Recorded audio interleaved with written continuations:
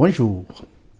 Aujourd'hui, notre chronique s'intitule Guinée, Côte d'Ivoire, les affres de l'apocalypse électorale.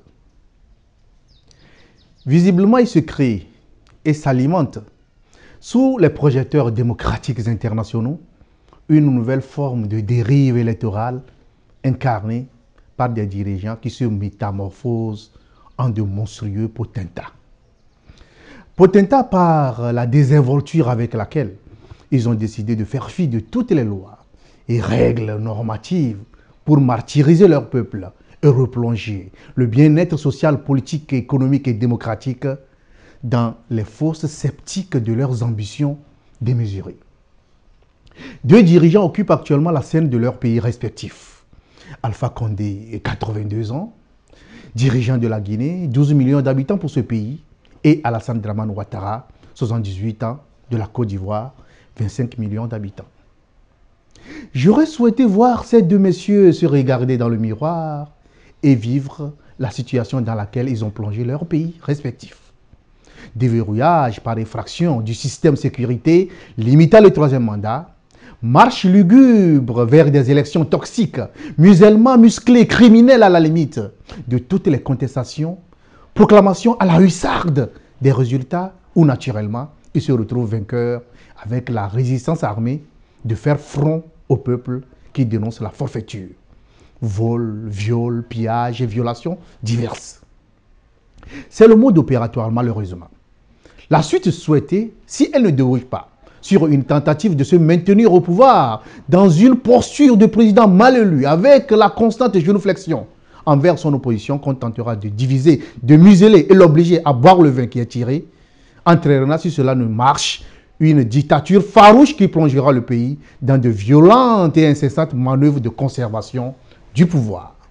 Arrestations arbitraires, courses-poursuites et enlèvements, tueries, assassinats, au bout des crimes, les éléments des armées et des polices payés par les contribuables pour protéger ces populations contre lesquelles ils se retournent comme de véritables bourreaux.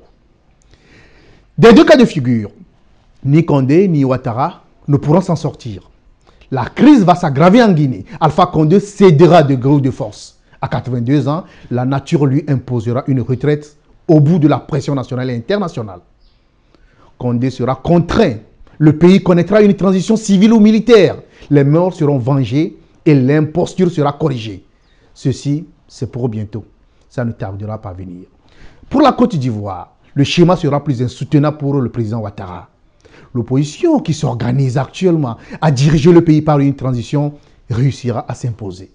Un gouvernement sera mis en place et squatté dans un cadre exactement comme ce fut le cas en 2011 pour Alassane Ouattara qui avait établi son quartier général politique à l'hôtel du Golfe, histoire d'arriver à déloger le président Laurent Gbagbo.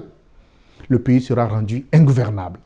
Son égoïsme et sa témérité l'aveugleront jusqu'au dernier retranchement d'où il sera extirpé, mort ou vif. Il connaîtra l'humiliation sans gloire, ni pitié suivant même la même logique que qui tue par épée, périt par épée. La Côte d'Ivoire renaîtra et la page de l'intéprité aveugle et obsessionnelle sera tournée. Condé n'arrivera pas à bout de son projet lugubre de se maintenir au pouvoir par la force. Ouattara ne pourra encore une fois violer l'intimité de la volonté du peuple ivoirien contre son gré. Les deux connaîtront l'apocalypse et leur chute servira de leçon pour les candidats à l'inconscience politique de s'opposer à leur peuple. Cette ère sera inscrite dans les annales de l'histoire africaine comme quoi, selon l'adage du sud du Togo, l'outil qui circoncit le cheval se trouve dans son propre ventre. Le bon sens recommande à Condé et Ouattara de prendre conscience dès maintenant du danger apocalyptique qui les guette avant qu'il ne soit trop tard.